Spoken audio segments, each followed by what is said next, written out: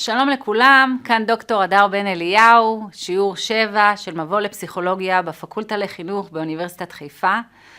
ובעצם השיעור הזה הוא בא להשלים חומרים שאתם קוראים. שיעור 7 הוא בעצם על פרק של הכרה, שזה פרק שהוא חובת קריאה. אבל קצת לתת לכם מסגור לפרק. אז קודם כל אנחנו מדברים על היבט של עיבוד דואלי. עיבוד דואלי מדבר על כך שיש תהליכים מודעים, שהם תהליכים שהם conscious, שהם תהליכים שהם בהכרה, ותהליכים לא מודעים, unconscious, שהם תהליכים שהם לא מודעים, שגם משפיעים על ההכרה, אבל הם לא מודעים. בעצם יש את שני התהליכים האלה שהם מתרחשים ביחד. כשאנחנו מדברים על הכרה, אנחנו יכולים לדבר על כך שיש קודם כל ניטור של עצמנו, כלומר אנחנו שמים לב ומודעים לדברים שקורים איתנו, עם הסביבה שלנו, ובמובן זה התפיסות שלנו, הזיכרונות שלנו, המחשבות שלנו מקבלים איזשהו ייצוג במודעות שלנו, וזה המהות של הכרה.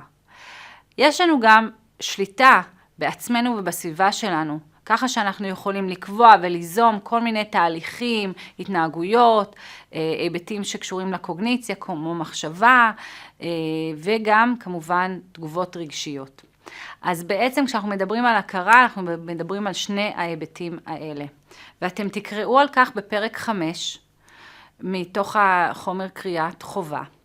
אתם תקראו על מודעות ותודעה, תקראו על כל מיני היבטים שקשורים לשינה וחלומות, למצבי תודעה שונים, מדיטציה, היפנוזה ודברים כאלה, וגם על סמים, שמשפיעים על מצב התודעה, על המצב שאנחנו חושבים. עכשיו, במיוחד חשוב לי להדגיש כמה זה חשוב לישון, מכיוון שבדרך כלל סטודנטים באיזשהו שלב מגיעים למצב שבו הזמן מוגבל, ואז הם מוותרים על השינה לטובת דברים אחרים.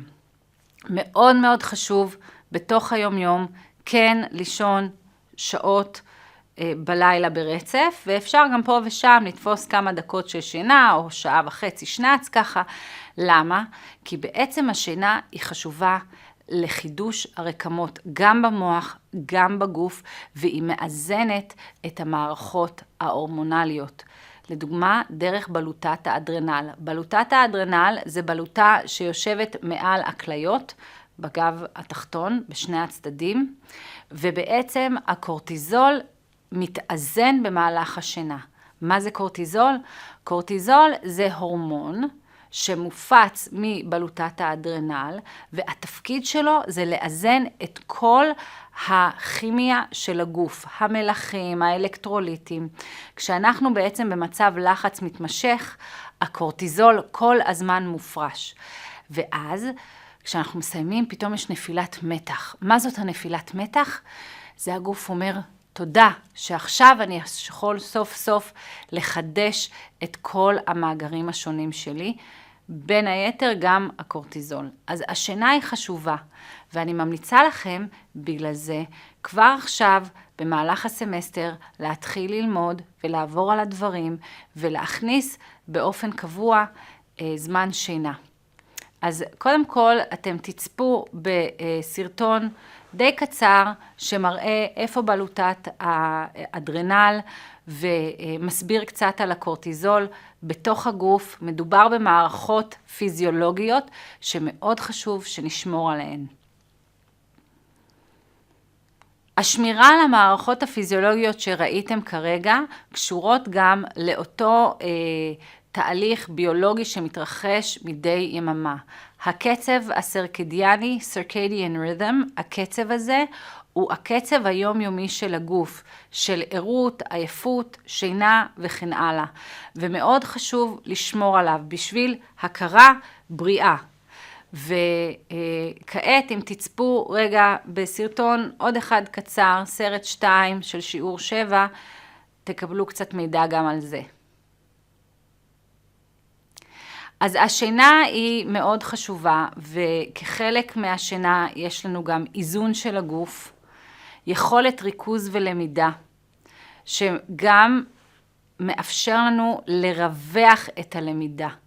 ככל שאנחנו בעניינים, ככל שאנחנו מאוזנים, ככל שאנחנו יכולים להיות מרוכזים ולרווח את הלמידה, ככה אנחנו לא נגיע למצב של לחץ של כמויות של חומרי למידה בסוף הסמסטר, ונוכל להמשיך לישון שעות סדירות. וזה מאוד מאוד חשוב. הנה קצת מידע לגבי זה, ולגבי שינה בסרט מספר 3 של שיעור 7.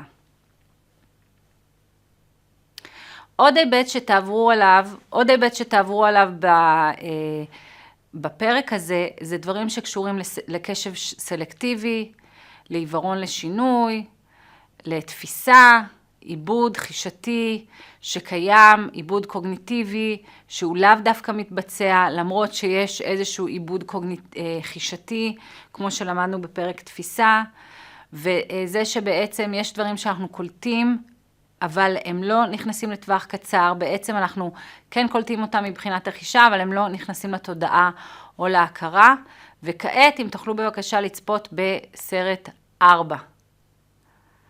סרט 4, בעצם אנחנו נדון בסרטים האלה במהלך השיעור שמלווה את המצגת ואת הקריאה של הפרק.